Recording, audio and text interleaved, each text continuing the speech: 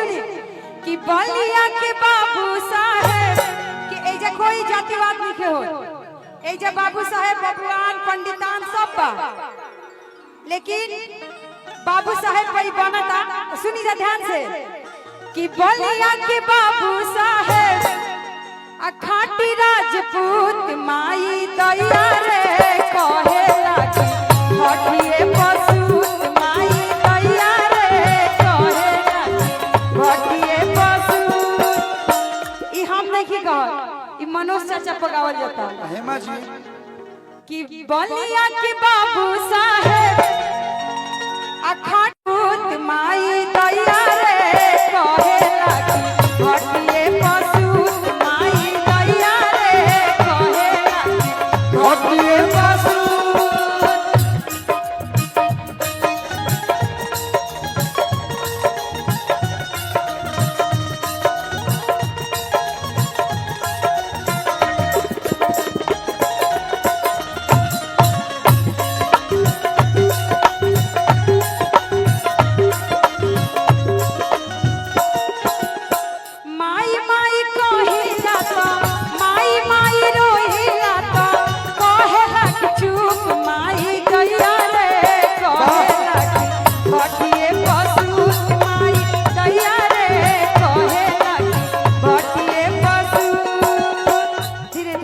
एगो हम गीत बोल रहे हैं, याद करो माइनर में गरमी में तनी दे दो ए साली सहारा होए तनी दे दो ए साली सहारा तनी दे दो। गरमी में ओकराई लगली बाल खुलल बाटे देखे में डाई लगली एक ले जाए साली सहारा। लेकिन उहे गर्मी में ओकराई लगली ठोकराई लगली बाल फूलल बाटे देखे में डाई लगली, लेकिन उहे गीतिया उहे साली सर्दी में कैसे लगली कुल लक्षण तो बैठल भी करे है कि सर्दी में आयो चॉकलेट लगली चॉकलेट लगली चॉकलेट लगली चॉकलेट लगली तनी दे दो ए साली सहारा।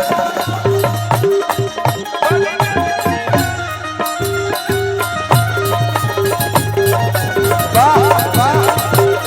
तनी दे दो ए साली सहारा। ऐसा लगता अरे हमारा बियाह में आईनी चाइना आईनी इतना ना गीत गा दिहनी कि हमार भैया हमार बियाह मैनेज हो गई।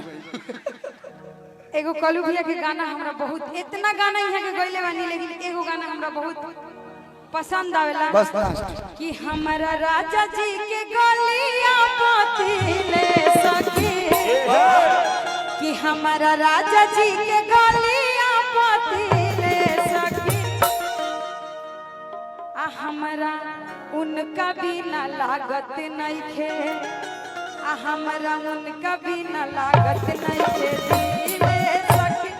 उहे दिल हमार लेके गइल दिले सखी औहे दिल हमार लेके गई दिले सखी औहे दिल हमार लेके गइल वाह औहे दिल हमार लेके गई दिले सखी औहे दिल हमार लेके गई।